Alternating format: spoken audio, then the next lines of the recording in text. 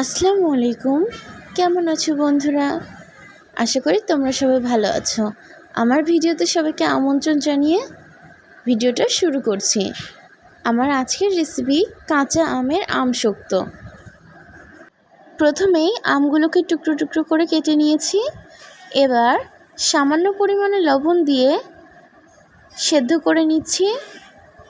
সেদ্ধ যখন খানিকক্ষণ হয়ে যাবে তারপরে এর মধ্যে অ্যাড করব ফুড কালার। এখানে আমি গ্রিন ফুড কালার অ্যাড করেছি কারণ কাঁচা আমের আমসক্ত তাই।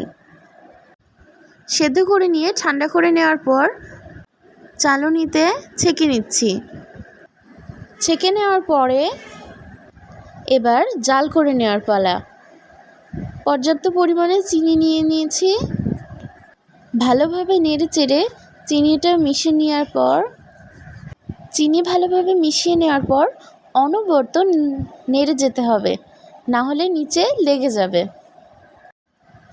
ঝালের জন্য এখানে শুকনো মরিচের গুঁড়ো দিয়ে দিচ্ছি। এখন পরিমাণ মতো বিট লবণ দিয়ে দিচ্ছি। সব কিছু ভালোভাবে মিশিয়ে নেওয়ার পরে দিয়ে দিচ্ছি আবারও ফুড কালার। আমি এখানে গ্রিন ফুড কালার ইউজ করেছি। আবারও ভালোভাবে জাল করে নিচ্ছি।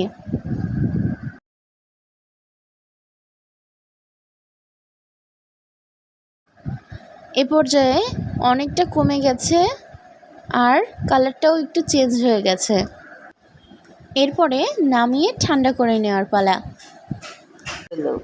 খাঞ্চা বা প্লেটে তেল ব্রাশ করে নেওয়ার পর ঢেলে দিচ্ছি।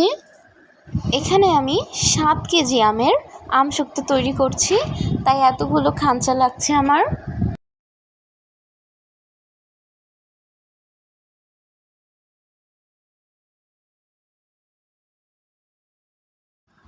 খাঞ্চায় আমসক্ত ঢেলে নেওয়ার পর আমি এখানে একদিন রোদে আমসক্ত শুকিয়ে নিয়েছি।